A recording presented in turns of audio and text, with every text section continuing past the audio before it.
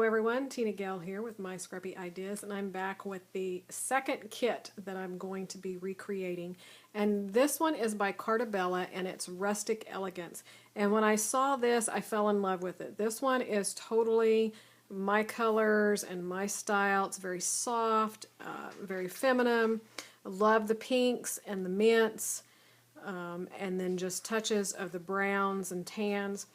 But there was one thing about this collection. It was a wedding collection.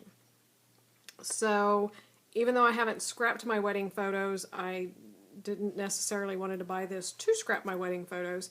And so I didn't need the theme. Now I know you can totally use the papers without the theme, but the embellishments and the sticker sheets and all of that were all very heavily wedding themed. So I still wanted the collection, but I kind of wanted to change the theme up. So this is one more way. Like last time I said I wanted to keep everything just the way the collection was meant to be with the theme and all that. This is a collection that I loved the colors and the styles and all of that, but I wanted a different theme. So I could use some of the icons, but the wording and all of that wanted totally different. So again, I will have all of the pieces of this collection pinned on a Pinterest board that I'll have the link down below and also on my blog so that you can check it out. So in this collection, like I said before, it was pinks, the creamy color brown, a really dark brown wood grain, and mint, and then also a little bit of blue. I don't have a lot of blue. This one kind of leans a little more to the blue. Now this one, like the other one, there was one particular paper that I fell in love with, and it was this one that has these watercolored roses on it. And I didn't have anything like that, but I have a couple of suggestions for that. So let me kind of start there.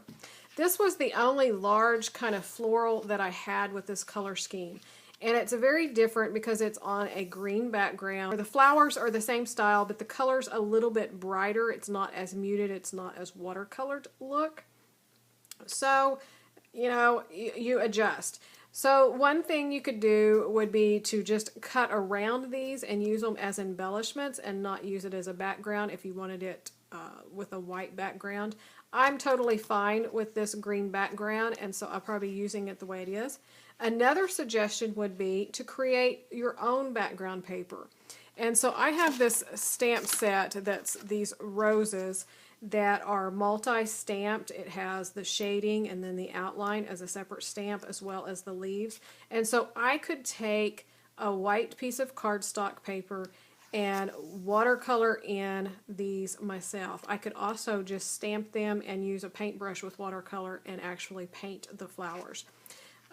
You could also put it on like this cream colored paper here that I have. That would be really nice if you wanted a little bit of color behind it. So a couple of different suggestions. Create your own or just go with something that's a little bit similar to it.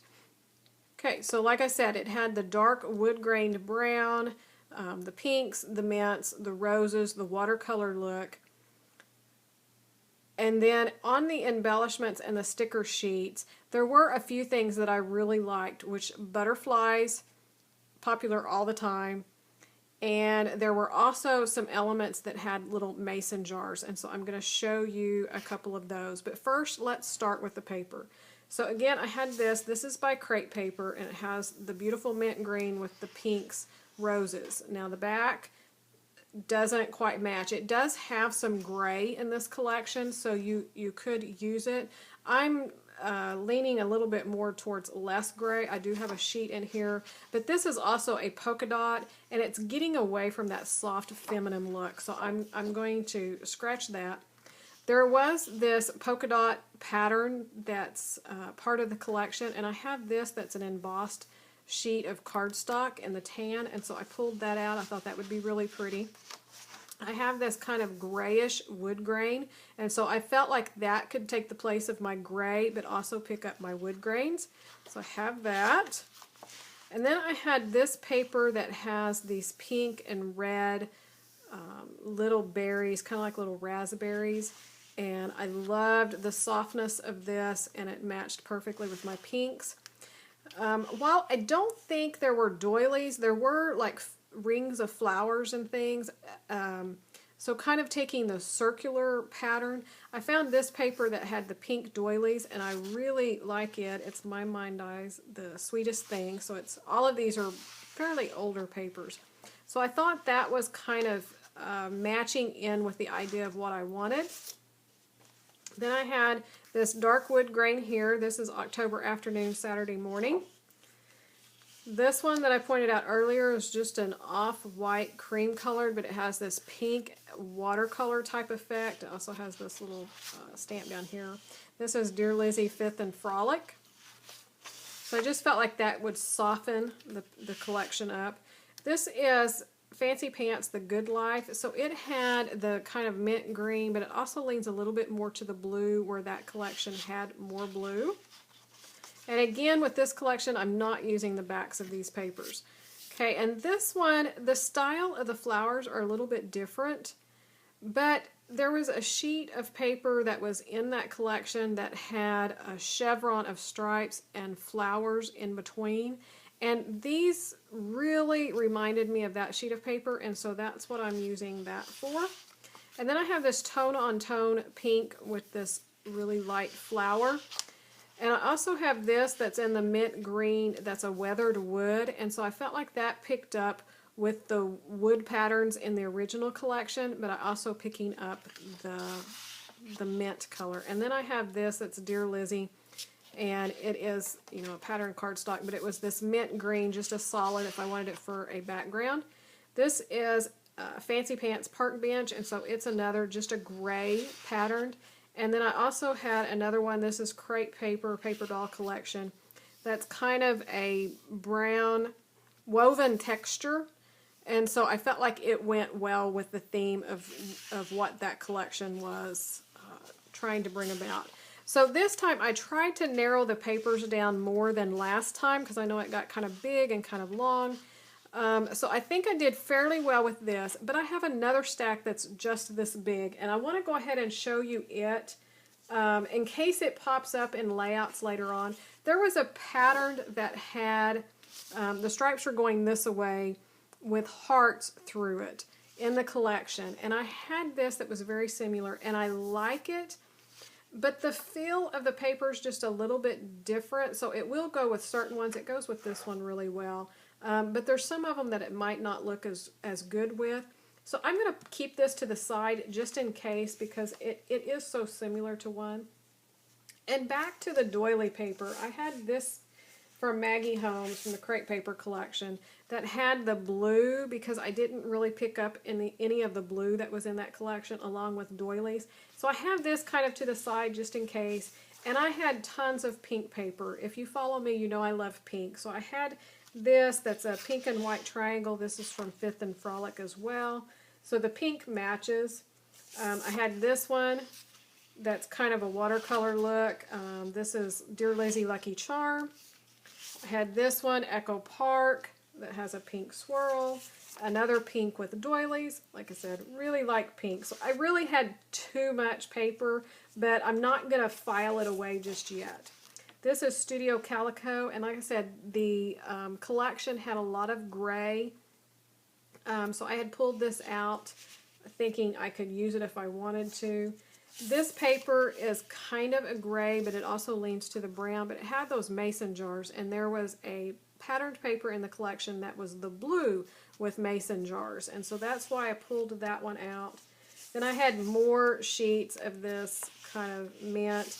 I had this wood grain or wood pattern that's a lighter brown. It matches really well, and so I had it pulled. I have this that's arrows with the gray. So again, one thing that the collection has is a lot of black embellishments and cards with kind of like a chalk printing, a white printing. So I had these. Not sure that I will use it. I'm not sure that the theme is going to go anywhere, but I pulled it because it's very similar to what that is.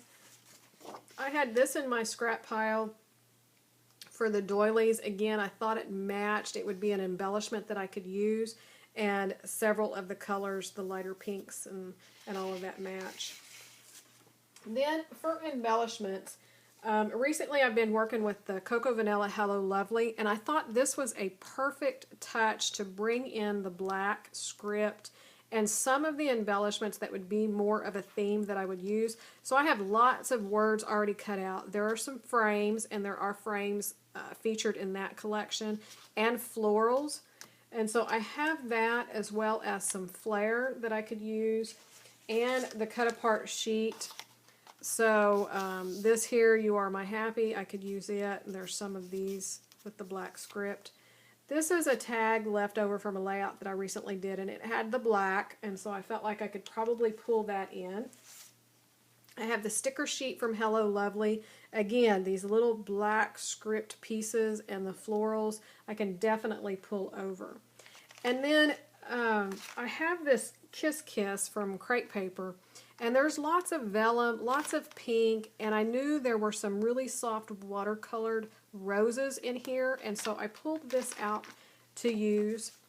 And I also have the Craft Market label stickers that are in this cream and craft with the gold, and I felt like it would go really well with it. Now, for more embellishments, just like before, some of the ways that you could create your own embellishments. I've already talked about this stamp set, making your own pattern paper. You could also just create them as embellishments. There's a real pretty couple of roses watercolored that's in part of the sticker sheet, I believe. So you could just make those. Digital die cutting. I have this jar with these flowers, and this is almost identical to one on the sticker sheet, so I could definitely cut these out of some of the paper that I have and recreate that. And this one also had butterflies, and so just like the last one, I have this stamp set that I could stamp on the pattern paper or white cardstock, as well as the Martha Stewart butterfly punch. And of course, pulling in some enamel dots. I didn't pull those out, but enamel dots would be a must. You could do wood veneer pieces, all of that. So here's just one more look. Let me pull this out of the side. One more look at the paper that I have chosen to recreate the Carta Bella Rustic Elegance with a new theme that I can use in my own photos right now. So I hope you enjoyed a look at two different ways that you could create your own collections. If you missed the first one, be sure to back up and watch it. I'll put links for it down below. You can also hop over to my blog, and I always have close-up photos of the things that I'm working on, as well as long list and links where I'm able to link you to the product so that you can look at it closer. So I hope you enjoyed a look at this, creating your own collections, and that you'll give it a try. And be sure to give me a shout out if you do. If you have a blog or a YouTube channel, then leave me links so that I can go check out what collections you've made. And stay tuned. If you're not a subscriber, be sure to subscribe, and hopefully in the next month you'll be seeing some layouts created from the two collections that I featured in these videos. So thanks so much for watching, and we'll see you real soon. Bye.